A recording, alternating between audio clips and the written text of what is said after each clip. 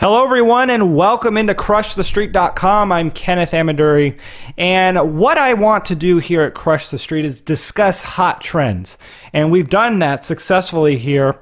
And you gotta wonder how different the world is going to look in just a matter of maybe a few years, 5 to 10 years, with exponentially developing technology, electronic vehicles, artificial intelligence. And a major component to what runs all of this is batteries and electricity, of course. I have on the line here Henk Van Alphen, founder of Wealth Minerals. And he served as the president and CEO and director of the company. He's a resource magnate with winning companies under his belt, and he's looking to make Wealth Minerals his next success story. It's a publicly traded company you can purchase yourself on the open market. Henk, thanks for joining me here at Crush the Street today. Hey, Ken. Thank you very much for inviting me. Henk, the market seems to be telling us something about electric vehicles. Tesla, a company that's been under some pressure as of the last week or so, is a company that is worth more money than Ford currently. Tesla is worth over $50 billion and is just on Ford is just around $45 billion. Tesla has sold 100,000 cars in 2017 and actually is incurring a loss, while Ford has sold 6.6 million cars and earns billions of dollars and is still worth less than Tesla. And as fundamentally twisted as this is, if you look deep enough into it, I think the market is anticipating a huge trend going forward towards electric vehicles. What are some of your thoughts on this? Yeah, thanks. When I was looking at the, lithium space, obviously, you have to be sure that you don't jump onto a commodity that has that's the flavor of the month and then it disappears, 6 months or a year or 2 years later. Yeah. So to me, it was fairly obvious. I traveled to China quite a bit. So you go to China, you go to these big cities. They're so polluted. And there really isn't much choice that electric vehicles had to come around. And that's what you exactly said. Tesla was the most foremost company that jumped on the bandwagon, and they have gotten a huge market cap because of it. Now you see, of course, every other company in the world is jumping on it. Now General Motors, Volvo is going to have all their cars electric by next year. All these companies. China is huge. I had a Chinese person yesterday in my office here who said that today China uses about 100,000 tons of lithium carbonate a year for electric cars, and he's predicting that to go up to about 700,000 tons a year. So like triple the production of lithium today just for Chinese cars. Wow. So this switch is happening. I'm in Vancouver. There are no more, there's one still operating, but it's going to be shut down. There are no more gas stations here. That's it. If you want to pump gas, you're going to have to drive out of town to get it. Wow. So electric cars are becoming the norm, and once that switch happens, then it becomes normal for everybody to buy one. I have a gasoline car today, but my next car is going to be electric. Yeah. And if you look at the way they're made, a lot less parts, so it makes imminent sense. They're clean. It makes imminent sense that this is all going to happen.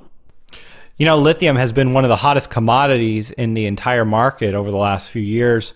And I guess, what do you attribute this bull market in lithium to? I know you touched on that some here. But maybe explain lithium's role with batteries and how important lithium is to these rechargeable batteries. Well, lithium is lithium holds a very good charge, and it's very light. It's one of the lightest metals out there. So that's why it's being used. So any battery that cannot stand any weight basically has to be a lithium-ion battery with something else. Let's say, now you see lithium air, but there's all kinds of new technology coming on. But one of the consistent commodities is lithium. They can't get it out of there. And even with the there's now, these storage batteries for storing power, and they also will all use lithium because lithium can, withstand power surges a lot better than anything else. So there was a thing yesterday, I guess, in Saudi Arabia is building this monster battery storage facility because they're going, solar. So that is part that nobody really talks about so far, but that's going to be a huge part of the lithium business. We're just only focusing on electric vehicles today, but power storage is going to become a huge component of all this. So there's the demand for lithium is going to be huge, and it comes as a surprise to many. I mean, this whole electric vehicle surge. I mean, there's a lot of people that never saw that coming. Absolutely. Yeah, a lot of things changing over time here. So you were somebody that identified this trend. If you would, tell us about Wealth Minerals. Introduce the audience who hasn't been familiar with it. It's a company we did profile here at Crush the Street, but for anyone who is not familiar with Wealth Minerals, Henk, please introduce them to the company. Wealth was actually a company that had sort of sit there around, let's call it a shell. And I, in 2015, sort of decided that I should really do something with it because commodities, as far as I was concerned, were going to come back. We went through a horrible 5 years before that. After 2011, the commodity sector was completely devastated.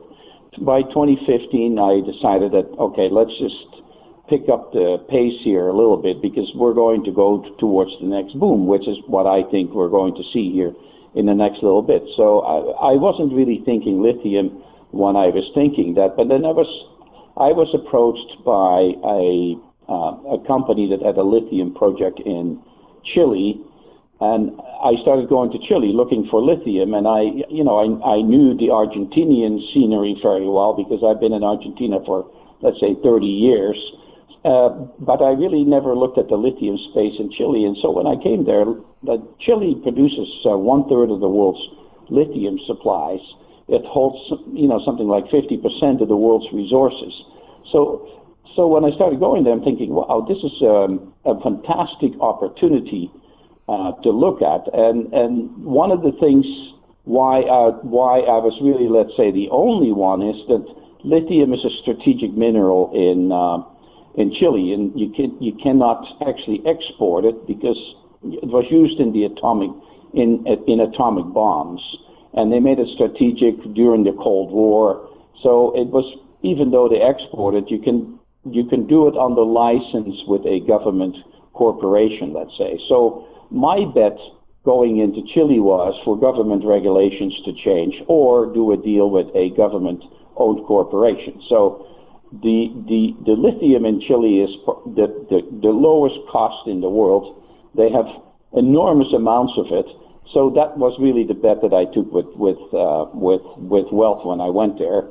I got together with a person called Marcelo Awad, who is the ex-CEO of Antofagasta, one of the largest Chilean conglomerates, and he agreed with me that this was an opportunity for us to grab whatever lithium assets we could get, and then just sort of play that waiting game, let's say, to see when the regulations would change. And then, Wealth made a news release last week, let's say, or beginning this week, that we did do a deal with a government-owned corporation, and now we actually are allowed to exploit and export lithium thanks to that cooperation agreement that we signed. So, it was a bet that was well worth taking. Absolutely. And, it's an interesting thing because now you guys are strategically positioned in Chile as opposed to many other companies who don't have the opportunity. So there's a lot of companies in Chile who call themselves lithium companies, but, aren't necessarily legit or have a future to actually be profitable. And maybe you can touch on that a little more and what separates you from some of these other companies. Well, there are not that many companies in Chile because most companies went to Argentina, where you have no restrictions. There are some companies in Chile, but the restriction again is that strategic mineral. So if you can't find a way around that, which is what we have done, then you really, you can't really move your project forward. So that sets us apart. The two producers there, which is Albemarle and SQM, both the largest producers in the world, let's say, they produce under license of a government-owned corporation. So we are now the number three to come into that space, and that's very unique. And on top of that, we can actually pretty much operate anywhere in Chile, while they're really only restricted to where they're producing today, which is the Atacama, which is obviously the best place in the world to produce lithium. And luckily for us, Wealth, we have a big chunk of that salar. Yeah, no, that's exciting. Well, I'd like to get back to just kind of the trends and why lithium is going to be so important going forward here. And, one of the things that you talked about is just storage, battery, electric storage in countries and specifically homes. I mean, Elon Musk wants one of those wall chargers in homes across the U.S. and the world ultimately. But I want to ask you about artificial intelligence and robots and, computers and how you feel this is going to change as things go forward here. Artificial intelligence, do you believe this is going to be a job destroyer, or put differently, a job displacer? I think this is a whole a long conversation, actually, in a sense, because as you see people's, picking a car manufacturing plant, yeah? I mean, it's full of robots, not two people work there any longer, but there's a whole bunch of people building robots, yeah? So this whole movement is going to be a job displacement more than a job destroyer, even though manual labor is being taken away by robots. So I must admit I really don't know what the future will bring in that sense, because we will have, if this whole trend keeps on going, then eventually we go on holidays and we have a bunch of robots doing all our work. Yeah. Now that's probably not entirely all that realistic. So I don't really know what the future will look like in that sense. Well, you've had a very successful history in resource companies and just building companies, and you've seen many cycles.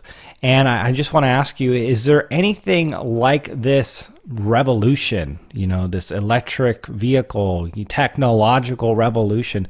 Can this be compared to anything that you've seen over the course of your career in society? No. You see what you see today is actually, I have never seen that before. Like before, you could say we were in the copper business or whatever, but you never see a car manufacturing company going to look for copper deposits. Yeah, they were always that was too far down. Today, you see battery makers coming to talk to lithium producers, raw lithium producers. So just to secure supplies.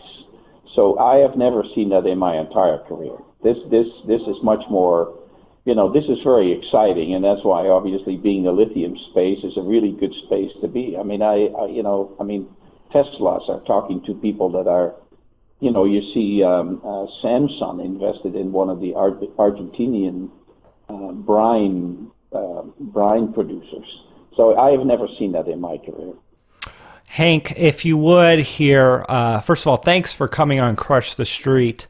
If you would, give us some concluding thoughts here after this, as we conclude here on Wealth Minerals and just how people can partner with the company and how you see things moving forward here in 2018. Well, because we had to deal with this issue that lithium was strategic, it was always really very difficult for me to sort of go out and get big financial backers behind the company. So it was mainly always, 5 million financing here, 3 million there, 8 million there, just to keep the show on the road. Now we're past that. So now I would say we'll probably are going to be, obviously, will be looked at by strategics now suddenly because of this, change that just happened for wealth. So I would suspect that the next move you will probably see a alliance created with a strategic in the lithium space and move those projects forward now. So that will be a major. So 2018 should be a major, achievements being had for wealth, because of this alliance that we just did with a government-owned corporation in Chile. Well, we'll be following it closely here at Crush the Street. Henk, thanks for coming on the show with me today. Okay. No, thanks for having me. Thank you very much, Kevin.